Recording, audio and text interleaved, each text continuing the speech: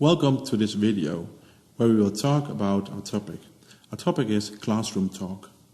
Talking is one of the biggest tools we have as a teacher. Through talk, much of the learning occurs, also learning a new language. Talk allows the students to think aloud, to formulate ideas. There are many ways to use talk in our classroom with different results. Is it enough for a teacher just to speak? No. There are some factors which will help the students to learn. The two most logical ones are, for the first, if students don't understand what is said to them, they can't learn. This is what Krashen calls comprehensible input. For the second, just listening is not enough.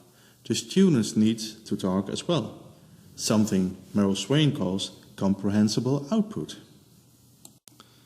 There are also some factors we normally don't think about, but helps the students as well. If we push the students a bit out of their comfort zone, where they need to use language they aren't sure about, the students will become better at using this new language. Of course they will struggle and make mistakes.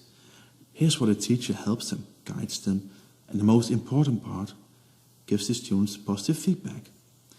Here is where a progressive process in language learning occurs. This struggle is what Meryl Swain calls stretch language. There are many possibilities using stretch language in a classroom. Role-playing between a teacher and a student give lots of opportunities using stretch language. For example, you could play where the students need to buy some groceries. He got a list from the teacher with all the products he has to buy. And to make it a bit difficult, this list contains only pictures of the products. If the student isn't sure how to say it, he needs to describe it using stretch language. For students using stretch language to be successful, the teacher needs to remember a few things. When using pairs, put students in pairs with friends. Here they can help each other. A student needs confidence to try new things. The teacher has to give the student positive feedback. Give the student time to formulate himself, time to correct himself, before the teacher provides him with the right word or sentence. Encourage the students to try some new words, sentences.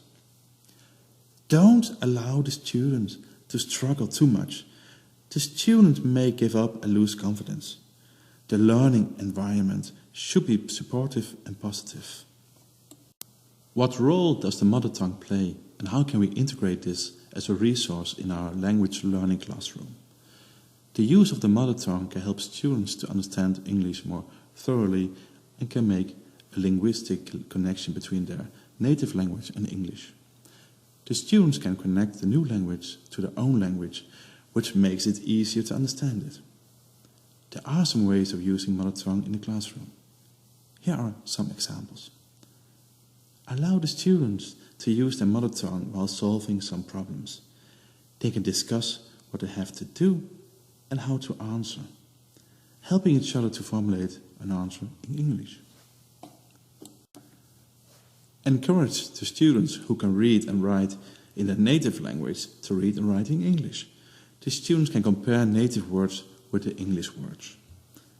Let the student make a dictionary of a subject he likes, writing the native word and the English word. What can you as language teachers scaffold the use of RE pattern in your language learning classroom, for example using cooperative learning? To answer this question, we need to understand what RE pattern is. An easy way to explain the RE pattern is where the teacher asks the student a question and the student answers this question with one word or a short sentence. After this, the teacher replies with a positive or a negative feedback. It is important to help the student finding the answer, otherwise it's going to be like in this picture, where the teacher is the chick and the student pretty done. An easier way to scaffold the students is by asking questions with an open ending. This way the student needs to think of a way to say and answer it. what is involved in a dialogic approach to language learning, and how can you implement dialogic approach in your language learning classroom?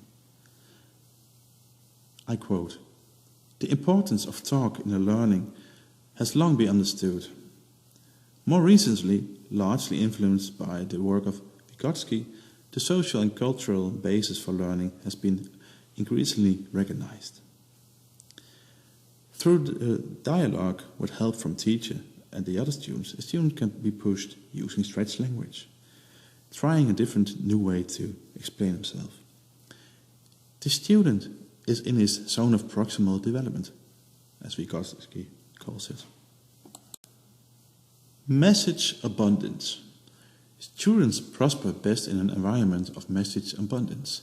This is where many channels of communication as possible are used to support different learning styles and gives the students plenty of time to practice and hear